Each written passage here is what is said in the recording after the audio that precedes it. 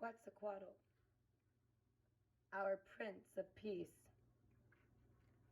As told by a daughter of Meso-America, anonymous by request. In her words, it is difficult to please everyone when speaking of these things. You must understand that today, many of the native people in Mexico have an understanding of their heritage that is a composite of different religions and cultures. Now, in many instances, they are saying the same thing.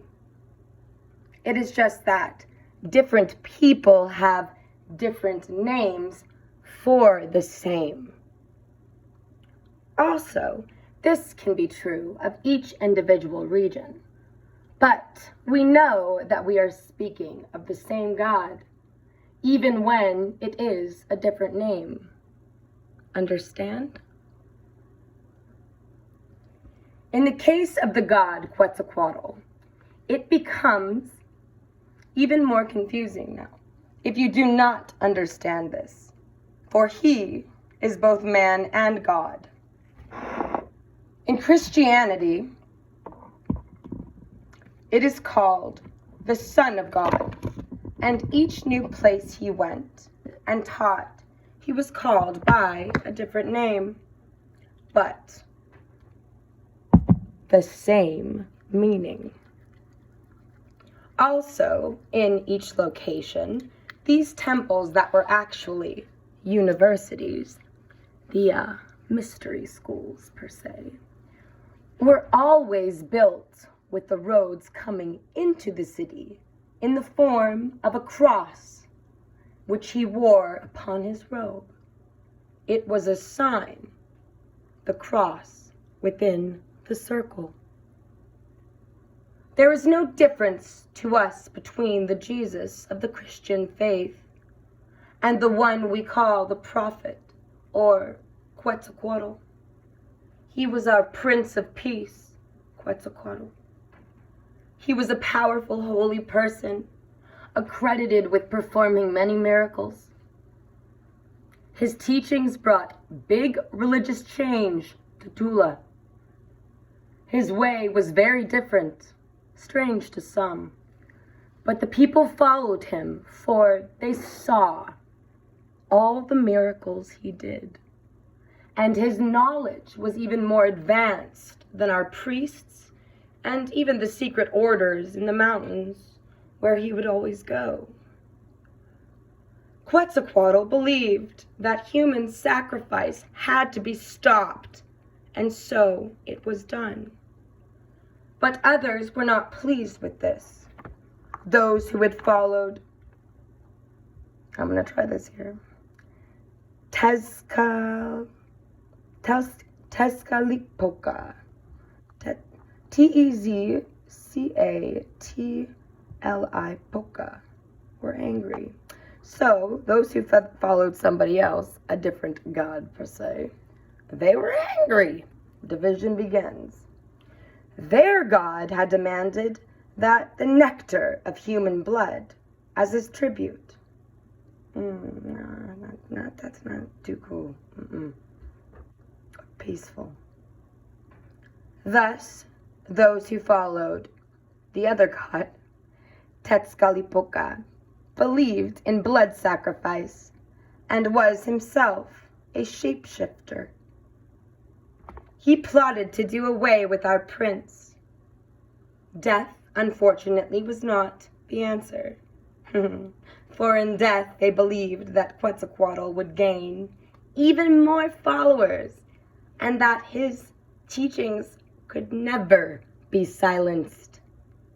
No, they sought to destroy him in such a manner as to discredit his person and place doubt of the people who believed in his message. Remember this, for this would be more painful than death. The only thing we're undoubtedly doubting is our doubt.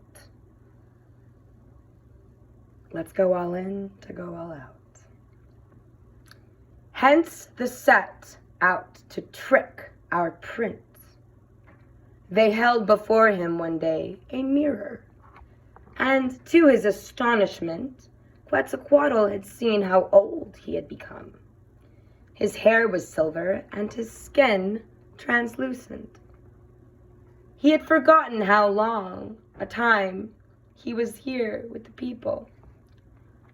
Now some of our stories say that he was here many centuries, that he was thought to be immortal. There are stories about the pale god that are over a long time, perhaps 1,000 years.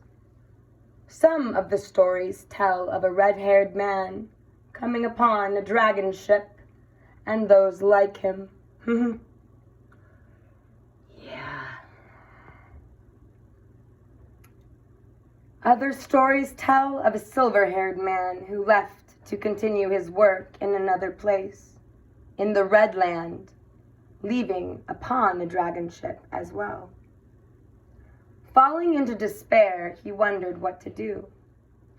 Seeing how much he had aged, he was shocked and became very confused. Now there were those who were close to him who were really with the other priests, and they acted like friends, saying they could help him. They said to him that they could make him young again and produce for him a cure. Believing this was his salvation, Quetzalcoatl had taken this offering. But this cure was induced by the pulque, or hallucinogenic, which has the potential to cause his lips poison in which he had never touched. The poison racing in his blood caused Quetzalcoatl to not act like himself at all. It is even said that he had relations with strange women.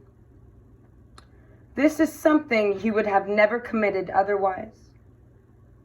When word spread about these things throughout Tula, the people were shocked and ashamed. Many withdrew, and the old priests who were still practicing human sacrifice took advantage of the situation and returned to their old ways. They formed armies and threatened harm to the people of Quetzalcoatl.